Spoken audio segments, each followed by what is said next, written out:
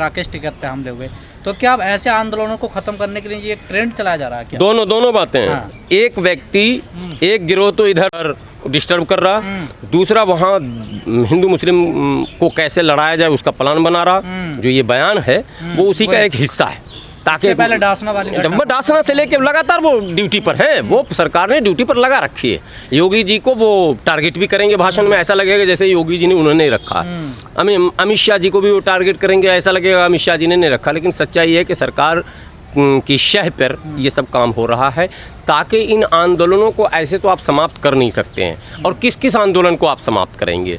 लाखों युवा बेरोजगार, कल यूपीएससी के छात्र यहाँ बैठे थे, उनकी भी डिमांड थी। उससे पहले भी मैंने जंतर मंतर पर देखा कई छात्र संगठन आ रहे हैं, और छात्रों की बड़ी समस्याएं इस कोविड के काल में आई हैं।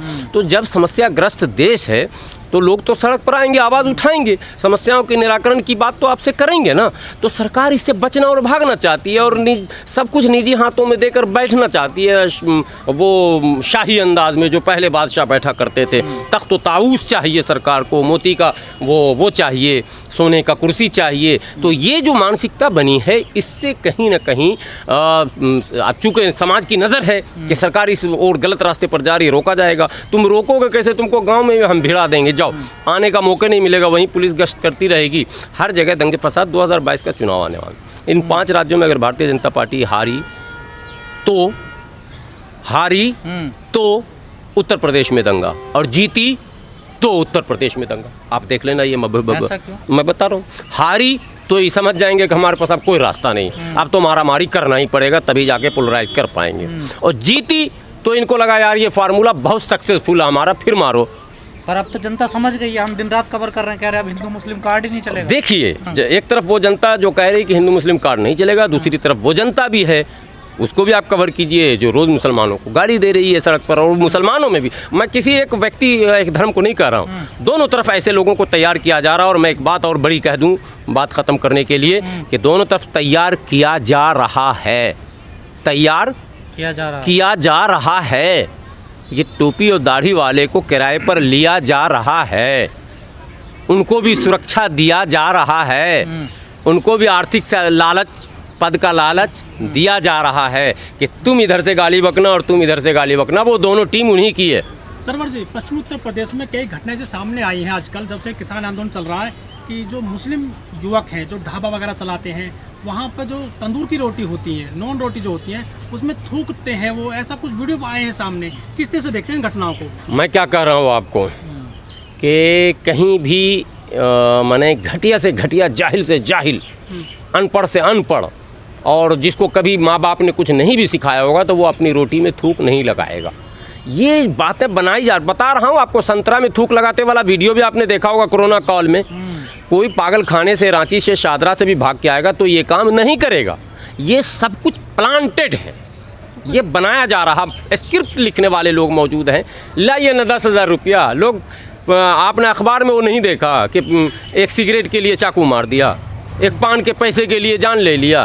तो वैसे सरफिरे लोग हर जगह मौजूद हैं, उन्हीं लोगों का इस्तेमाल यहाँ किया जाता है। 1,000, 2,000, 5,000 रुपया दे दिया, उनको कहा तू ये कर ले, तेरा वीडियो बना। मतलब थूक लगा रहा था और वीडियो भी बनाने वाला वहाँ मौजूद था। ये सब मैंने कहीं से भी लॉजिकली फिट नहीं बैठता साहब, कि रोटी बना रहा था तो आप वीडियो बनाने गए थे, तो फिर उतना ही वीडियो क्यों बनाए? आप इंटरव्यू क्यों न ले लिए? जब इतने बड़े आप कैमरामैन और बड़े रिपोर्टर थे, तो वो जब थूक लगा रहा था तो बस थूक लगाने का वीडियो आपने लिया और भाग गए वहाँ से। कोई मार रहा था लाठी लेके, तो लाठी का भी वीडियो दिखा दीजिए। तो सर ये फिल्में हैं क्या, ऐसी बनाई जाती हैं क्या? केवल पोलराइज करना। मैं बता रहा हूँ, तमाम मुख्य मुद्दों से ध्यान हटाने और भटकाने के लिए ये सब प्लांटेड है, और इसका स्क्रिप्ट पहले से लिखा जाता है। कल क्या करना है तैयार होता, परसों क्या करना तैयार होता, क्योंकि डे टू डे सरकार पर प्रेशर बढ़ रहा है। सरकार पर यह प्रेशर बढ़ रहा है कि आप रोज़गार कब देंगे, सरकार पर यह प्रेशर बढ़ रहा है कि शिक्षा के स्तर को बेहतर कैसे करेंगे, सरकार पर यह प्रेशर बन रहा है कि आप स्वास्थ्य की व्यवस्थाओं में सुधार कैसे करेंगे।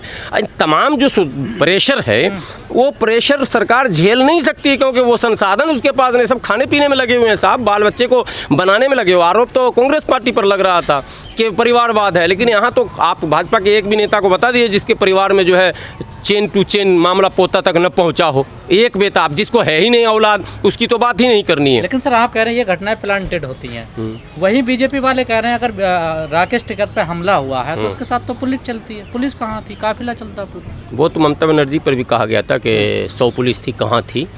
तो ये सवाल सब पर लागू होता है। भाजपा के विधायक पर जब हमला हुआ पंजाब में, आपको पता है ना, बिल्कुल, और गिरफ्तारी भी हो गई, पता है कि नहीं, हमला करने वालों की गिरफ्तारी हो गई। तो वहाँ पुलिस कहाँ थी? वो तो विधायक थे। राकेश टिकैत तो विधायक भी नहीं है, वो तो विधायक थे। विधायक को ऑलरेडी निर्वाचन के दिन ही, जिस दिन वो निर्वाचित होता है उसी समय जो प्रिजाइडिंग ऑफिसर होता है वो फौरन उसको जो है जिला एस्कॉर्ट दे देता है उसी टाइम। तो वो कैसे पिट गए साहब? तो जब उस पर हमला संभव है तो इस पर हमला असंभव कैसे? बात समझिए। लेकिन एक फ़र्क जो सरकार ने किया कि उस पर हमला करने वाले को तो आपने चिन्हित कर लिया, गिरफ्तार कर लिया, जेल भेज दिया, लेकिन इस पर हमला करने वाले को ये बहाना बनाकर आप टाल देते हैं कि ये प्लांटेड है। यानी कि आपका प्लांट क्या हुआ, इसलिए आपने फ़ौरन बयान दे दिया प्लांटेड है। ममता में भी यही बयान आया था कि वो तो खुद पैर तोड़ ली।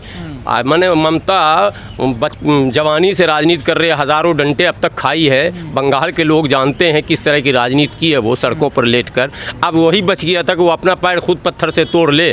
तो भाजपा का सारा लॉजिक हंसने वाला है। हंसिए, और हंसेंगे तो स्वस्थ रहेंगे, नहीं हंसेंगे तो फिर रोना पड़ जाएगा। तो अब हम लोग जबरन कलेजे पे पत्थर रख के हंसना चाहते हैं कि हंसा ही जाए इसमें, और दूसरा कोई रास्ता नहीं। सरकार जब CA-NRC जैसे मामले में, किसान आंदोलन जैसे मामले में, दूसरे और भी जो संवैधानिक संकट हैं जिसमें सरकार से आम लोगों की असहमति रही है, उसमें यदि कोई प्रेस कॉन्फ्रेंस प्रेस क्लब में करता है तो उसकी गिरफ्तारी हो जाती है, उसे उठा लिया जाता है, जेल में डाल दिया जाता है, UAPA इत्यादि इत्यादि कानून उस पर लगा दिया जाता है। और जो लोग देश के माने तमाम संवैधानिक ढांचे को ध्वस्त करना चाहता है और सामाजिक ताने बाने को तोड़ना चाहता है और माने धार्मिक उन्माद वाज़ाफ्ता जबरन पैदा करना चाहता है, वैसे व्यक्ति को अगर खुले सांड की तरह छोड़ दिया जाता है तो ये सरकार की नाकामी और विफलता है। सरकार को ऐसे लोगों पर फौरन लगाम लगाना चाहिए था, किसी भी कीमत पर ऐसे लोगों को